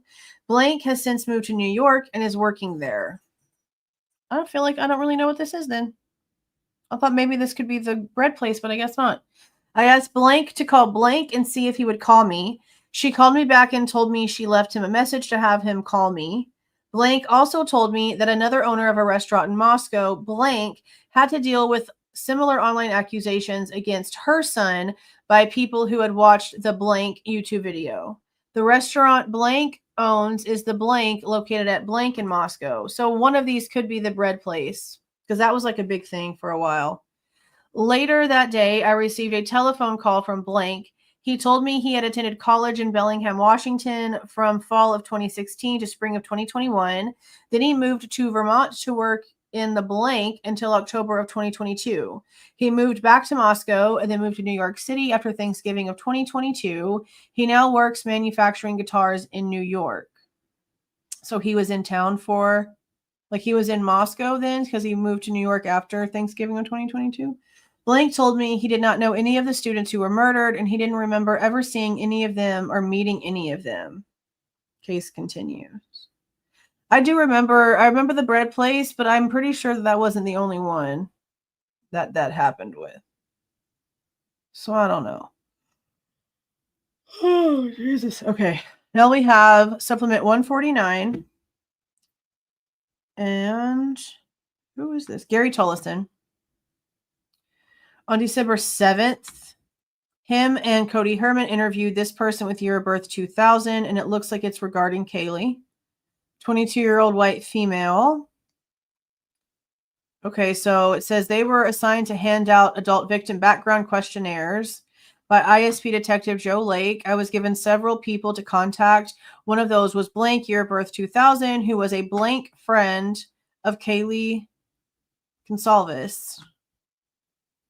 A Blank friend? Why can't we read this? Why can't we see this word? I telephoned Blank on December 7th, 2022, and she answered the phone. She agreed to come to the Moscow Police Department at 3:45 p.m. At the police department, she was met by Detective Cody Herman and me. I gave her the adult victim background questionnaire to read and fill out. After she filled out the AVBQ, I wonder if that's the form that they were having Dylan fill out that for some reason they felt the need to blank out. I don't know, though, because it looks like that would be a bigger square than the one they showed. I just don't understand why the form or whatever they had Dylan filling out, they felt the need to redact. That's kind of stupid. Detective Herman and I spoke with her going over the questionnaire. This interview was recorded with her knowledge. Blank told us that she thought Kaylee was Blank and was rarely in contact with them. Kaylee considered Maddie her closest family member.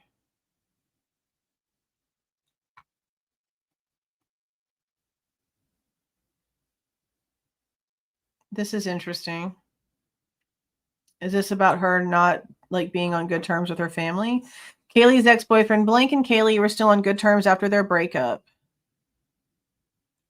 Who is typing? Who in the frick is typing? She knew that Kaylee had worked at a Blank in Coeur d'Alene and Blank in a restaurant in Coeur d'Alene in the past. As far as she knew, Kaylee fully supported herself and paid for all of the expenses while going to college. Her current job was with an online business who was owned by a Blank and a Blank. Blank had planned on moving to Austin, Texas, and she had a roommate lined up for the Blank from the Blank sorority, Blank, who is moving in with her. We were told she had a guy that she was going to be moving in with. I could have sworn it was a male. A copy of the AVBQ is attached to the supplemental report. I transferred the recorded interview to a compact disc, and a copy of the CD was turned over to Moscow.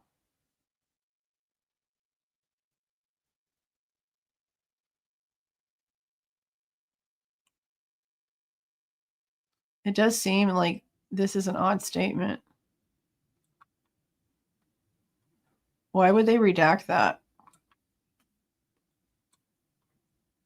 Why would they redact that? Oh, is this here? Oh, buddy. They have it here. Okay. Just squat. Oh, wow. I would love to be able to read this better. This is what it sounds like. Now, okay, do you guys remember hearing in the beginning of all of this that Kaylee like wasn't following her sister, like Olivia, and I don't think Olivia was following her back. There was some social media following that should have been happening that wasn't happening. I can't remember the exact specifics, but I remember Olivia being part of it, and people thought that it was kind of strange that they weren't following each other. Because there was nothing that could have been done like after the fact. Like if Kaylee wasn't following them, then they couldn't like go in and like show they were following them all of a sudden because they just weren't. So that kind of would like match with this. Yeah, I thought so. That's what I thought it was, Jackie. I thought she had them blocked. Yep. That's what I remember. That it was blocked. But that Olivia followed Jack. Yep, I remember. Yep, that's exactly what it was. In that exact same. Yep. So I guess that would kind of track a little bit, I guess. So I wish we could see more of this, but they've felt the need to redact all of it. But she filled it out all the way through. The whole paragraph is filled out. This says, list, identify Kaylee's family members.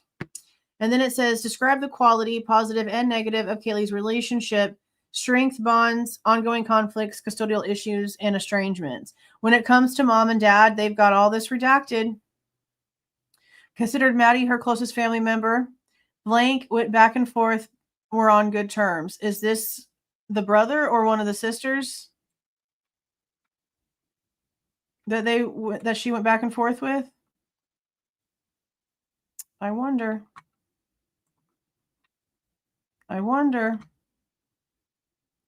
Describe any arrest or court involvements. None.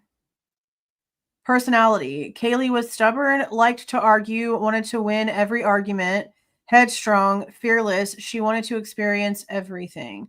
I mean, it's not like it's a bad way to be, but this is also how a lot of people describe Kohberger. Like to argue, like to get your point across. So it's interesting that like the difference in dynamic depending on who it's being just, like who the description is pointed at changes the way that it feels to people, which is interesting. Describe Kaylee's personal habits. Very much into social media, always on her phone and following trends. Describe any recent positive or negative personality, emotional changes you observed in Kaylee. She was very excited. We were finishing our college careers and wanted to leave Moscow. Wanted something new. Also recently single, so she wanted to go out more and try new things. List any significant events prior to Kaylee's death. Her and blank ended on good terms and her job was going well. This is probably Jack right here. Describe any potentially risky behaviors. Kaylee would sometimes communicate with blank on social media. Who in the hell is this about for it to be considered a risky behavior?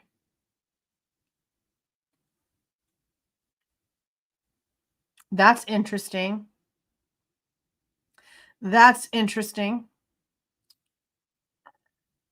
Huh. Describe Kaylee's daily schedule.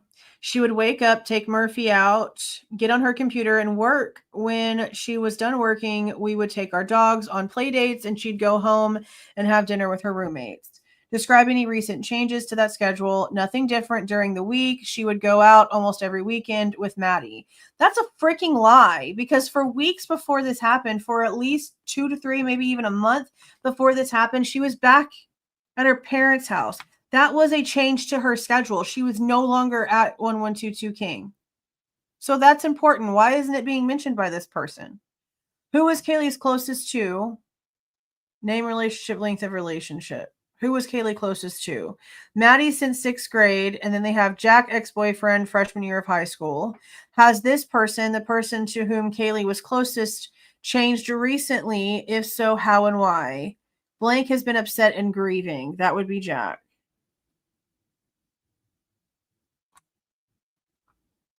Okay. Interesting. Describe any instance where Kaylee ever discussed or displayed fear, concern, or discomfort about a particular person or situation. Where's the information about the stalker?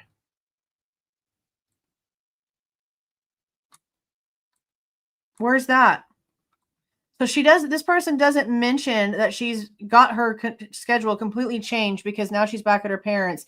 And this part's left completely blank whenever the stuff about a stalker has been reported in several different reports. That's interesting. Can't think of, okay, describe anyone with whom Kaylee did not get along or experienced conflict. Can't think of anyone specifically, just her typical arguments with friends here and there. Blank anyone who showed a romantic or personal interest in Kaylee. Why is this blocked out, but then it just says can't think of names, but a member of a fraternity? Maybe there's like one person's like first name right there, I guess. And then they have something else right here, the fraternity name, I'm sure. Describe Kaylee's reputation among people she knew or who knew her. Loud and fun, wanted everyone to have a good time, always up for an adventure. Describe how Kaylee interacted with strangers, very friendly. Education and employment. Where was Kaylee employed at the time of her death? How long had she been employed? Online company, just recently, she worked with another member of our house. Describe any online activities in which Kaylee engaged, which resulted in financial gain. And it actually lists these. Okay, this is important because as you can tell, this is being specifically typed up and printed for Kaylee specifically. So it's interesting that that's what they put in here whenever there's so many other things you can do online for money that aren't that. None that I know of. We joked about it. Interesting. List Kaylee's last employment, coffee shop in Coeur d'Alene. I'm pretty sure that's the Dutch Bros. Describe a time Kaylee spent on other campuses or with individuals associated with universities besides University of Idaho. Washington State. We'd go to the bars. It would have been interesting if they would have said that he would have met them up at the bar in Washington or some shit like that. But no, we don't have any of that. Did Kaylee attend class at any other universities besides University of Idaho? No. Describe Kaylee's cell phone use. On her phone a lot. Instagram, Facebook, Snapchat, TikTok. Describe Kaylee's social media use. She popped that down here and then just said use social media a lot. Outside of home, school, or work, how and where did Kaylee spend most of her time? With her dog Murphy. With whom did Kaylee spend most of her time? Maddie. I wonder if this is Jack's name. Looks like it could be. What was Kaylee's primary mode of transportation? Her car. Oh, now you mentioned the stalker, but you don't mention it up there. Let us know about anything you feel may have contributed to Kaylee's death, potential stalker. Tell us anything you'd like us to know about Kaylee. We spent a lot of time together with our dogs. Do you know who's responsible for Kaylee's death? No. List 5 things that could have led to Kaylee's death, and she left it blank. Have you told law enforcement everything you know about Kaylee? Yes. Please provide with as much information as you may have. The details of Kaylee's days during the week prior to and up to the day of her death. Please use additional paper if needed. See, worked from home at her parents' house.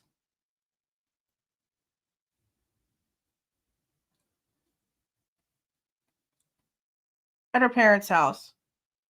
Hung out with her roommates. Yeah, because she went back to Moscow because she wasn't in Moscow. Went out the weekend of passing. Yeah. But why are you not mentioning, oh, this thing keeps tripping on me. Why are you not mentioning the fact that she wasn't there? Why are you not mentioning the fact that she was not in Moscow for a while? Okay. Okay. Now we have 150. We have Hugh Powell, January 11th and 12th, 2023. Ryan O'Hara and Hugh Powell interviewed blank, blank, and blank. The interviews are in reference to their phone numbers being in Bryan Kohberger's cell phone. On January 11th, 2023, at approximately 10:05 a.m., they interviewed blank in person at the Moscow Police Department. Blank's phone number, blank, was found in Kohberger's cell phone. The following is a summary of our interview. He was invited to the pool on July 9th, 2022 at blank in Moscow, Idaho, and was extremely intoxicated while at the party. He was introduced to Kohberger by an acquaintance. They made small talk for about 30 minutes and exchanged phone numbers. Kohberger was wearing swim trunks and drinking something out of a red Solo cup that he believed was alcohol. Kohberger mentioned he was in school for criminology. The interview ended at approximately 10:18. Okay. On January 11th at 11:10 a.m., they interviewed another person whose number was in Kohberger's phone. He met Kohberger during the fall 2022 semester in the parking lot of the blank apartments in Pullman, Washington, where they both resided. That's the Steptoe apartments. Blank lived in block blank, while Kohberger lived in block blank. If it's the letters, then it's block G. They talked for about 5 minutes, introducing themselves. Later, he and Kohberger talked for almost an hour while walking around the blank apartment complex and exchanged phone numbers. We did hear that there was a guy that he got close enough to where they actually went on walks like frequently and talked in the parking lot.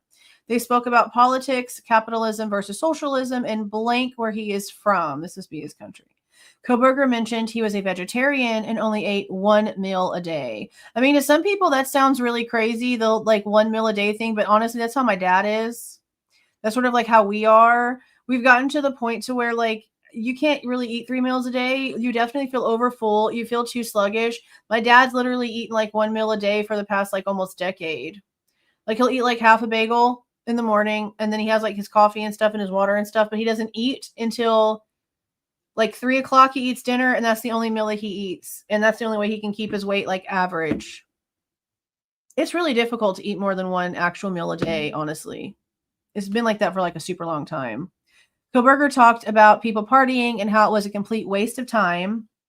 Kohberger seemed a lot more serious to him compared to other Americans he had met and talked with. Kohberger spoke about him getting his PhD in criminal justice and being a teacher's aide. Kohberger told him that he had done some genetic DNA. Okay, this is where we first, this is where it's so interesting to me because we had heard this was a rumor, and now we have it in this report about him doing DNA genetic testing. And this is why whenever Ann Taylor was like, no, he's not a customer, I was like, are we not going to talk about the fact that he literally said that he did genetic testing, and then all of a sudden the biggest thing this entire case is on this testing? We're not going to talk about this? I'm glad we're finally seeing this in a report because it is interesting. More than a little. Kohberger told him he had done some genetic DNA testing to learn more about his origin and believed he mentioned he was of German descent. When he learned Kohberger was the suspect of the homicides, he deleted his contact from his phone, but still had a short text thread that had occurred between them. That'd be interesting to read. The interview ended at approximately 11:27. On January 12, 2023, at approximately 5:29 p.m., they interviewed another person at the ISP District 2 office. The interview of blank was in reference to her old phone number of blank being in Kohberger's cell phone. The following is a summary of the interview. She was invited to a pool party at the blank in July by one of her good friends. Kohberger approached her and started talking with her about taking a personality test for introverted and extroverted personalities. He talked about being a student at WSU in the criminology program. She found Kohberger's conversation about personalities to be a weird topic to discuss at a party and became bored of the conversation. But they exchanged phone numbers. That's what's crazy. They exchanged phone numbers so he could text her a link to take a survey. She never saw him again after the party. He did text her sometime later asking if she had taken it. She never did respond, and shortly after changed her cell phone number and purchased a new phone. The interview ended at 5:45. Interesting. I think I know what test they're talking about. Isn't that the one that has like the letters? There's like 4 letters and each one like means something different. I think it's something like that. All right, now we have number 151, Detective Schwecke. During the month of January 2023, he conducted multiple interviews at blank, located at blank in Pullman. I also conducted an interview at the Moscow Police Department. All right. Blank is a blank. It took place in Pullman, and blank is a blank. She worked at WSU since blank. Her contract with WSU is for blank. She teaches 2 classes in the fall semester and 2 classes in the spring. Her only contact with Kohberger was at a school designated event. She first met him at school orientation. Nothing stood out about Kohberger that she recalls. She met and interacted with Kohberger at a school event during October or November of 2022, a night out at the bar with graduate students. Kohberger asked her about her research interest and how it was practicing blank. None of their areas of interest of law overlapped. As faculty, they discussed graduate students. Prior to going on break, Kohberger was one of the main people of conversation. Specifically, his behavior around women. He was aggressive towards women and made them feel uncomfortable. The faculty discussed how they could intervene. Blank, another teacher, came to her and complained about one of his TAs. No names were brought up, but it was regarding a TA making women uncomfortable. She recommended he document the issues in writing. Kohberger was respectful during her conversations with him. On January 13th, 2023, another interview was conducted at the Moscow Police Department. Blank is a business consultant at Blank in Moscow. Oh, and here they gave us the name, Ferris. Attended a pool party at Blank located in Moscow in July of 2022. Blank interacted with Kohberger at the party. The following is a summary. Blank had worked at Blank Consulting for approximately 1 year. She got a degree in Blank from the University of Idaho in Moscow. She attended a pool party at Blank in July of 2022 with some friends. Kohberger came up and introduced himself to her very intentionally. They shook hands, and he had a very firm, dominant grip. He said he was new in town and went to school at WSU. It was a very bland conversation, and she wasn't interested in talking to him. He was in her vicinity and kept trying to join the conversations with her. She thought it was odd. He gave an off vibe, and she kept her eye on him. He seemed very used to being put off by women. He seemed okay with that. He made beelines to where he wanted to go. It seemed like he wanted to make friends but felt uncomfortable. So it sounds like he was like maybe trying too hard. On January 17th, 2023, another interview was conducted with Blank at Blank in Pullman, Washington. Blank works at Blank in the Blank at the Blank and is a student in the psychology program. The following is a summary of the interview. Reference the audio interview recording for full details. Blank provided the following information. She saw Kohberger every day during the semester at the cafe, always near closing time, and sometimes over the summer prior to school starting. He liked to talk specifically to her. She believes he told her his name was Blank. What? Are we trying to say that he gave her some sort of like alias? He would ask her questions about her school program and psychology. He asked about her psychological assessments she was learning about, and she told him she wasn't interested in that area of study.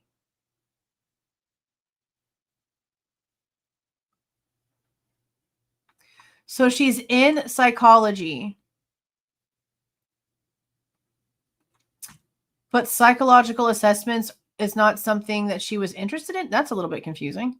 Her friend Blank was at the register once when Kohberger came in, and he asked for Blank by name. She was certain she never told Kohberger her name, and she doesn't wear a name tag. She was unaware how he knew her name. It seemed to her Kohberger knew what hours she worked and made remarks about her hours. Kohberger would come in with a female. She doesn't know her name.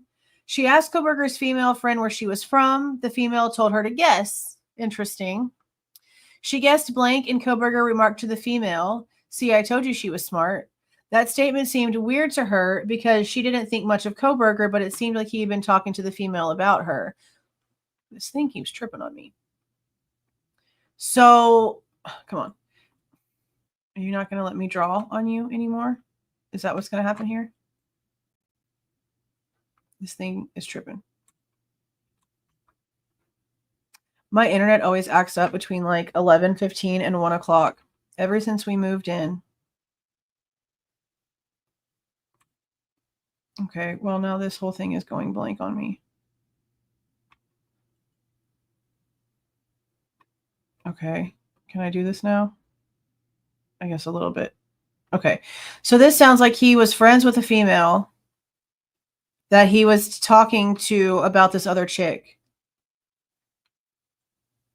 And she seems like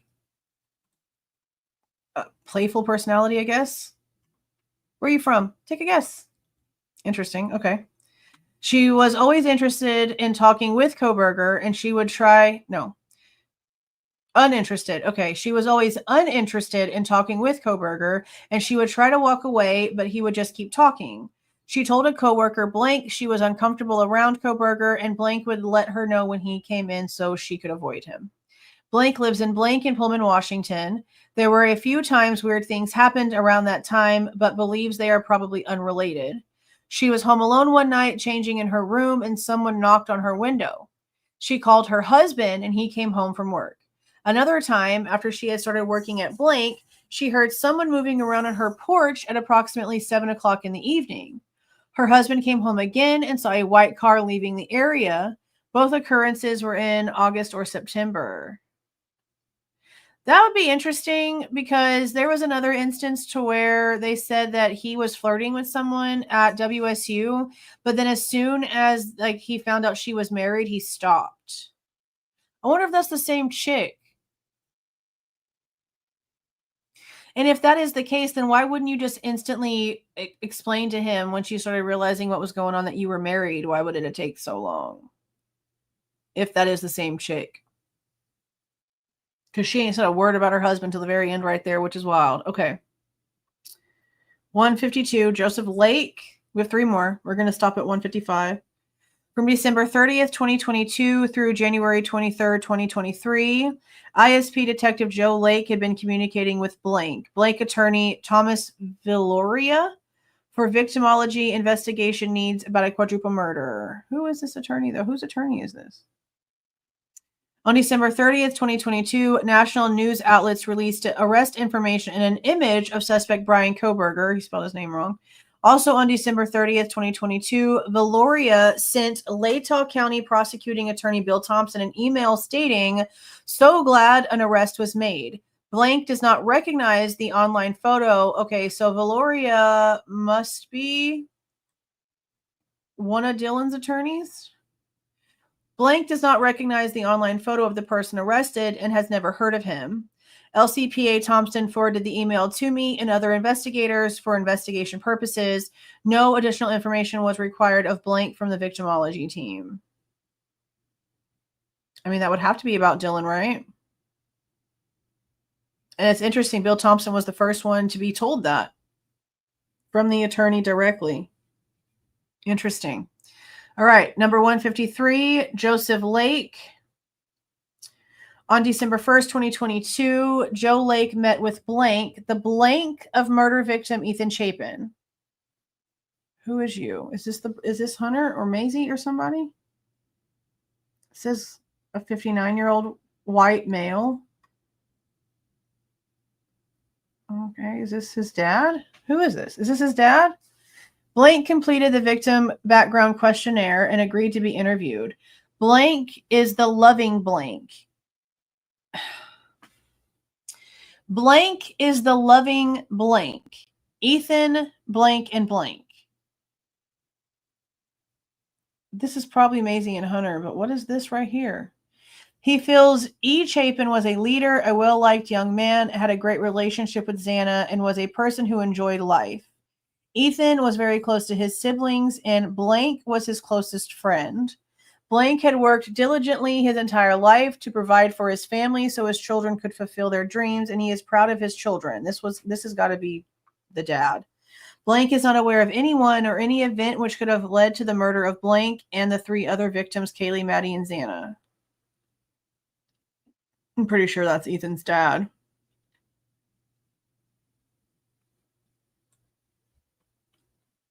Okay. Number 154, Joseph Lake again.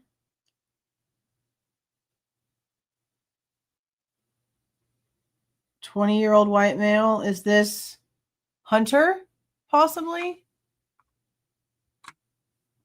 Because it looks like it's starting out the same. Okay. Joe Lake met with Blank the Blank of murder victim Ethan. Blank agreed to complete the questionnaire and be interviewed. Blank is Blank with Ethan and Blank. Blank. Another one in parentheses.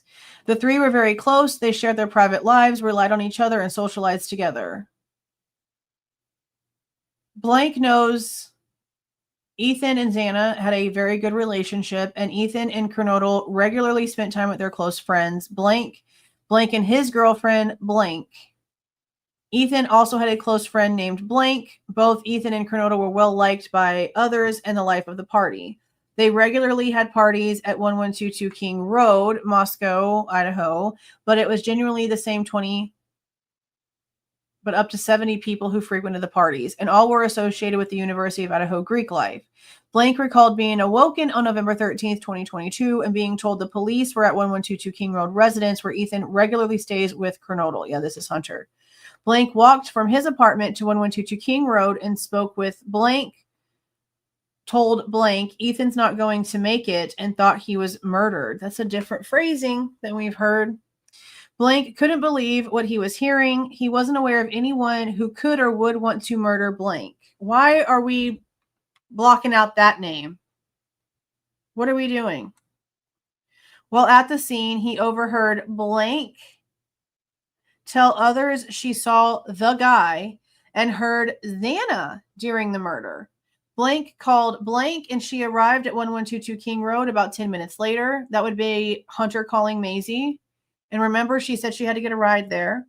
Blank had no information about why, how, or who murdered Blank, Kernodle, Kaylee Goncalves, or Maddie Mogen. Why are we blocking out Ethan's name here? What is going on right here? What is this about right here?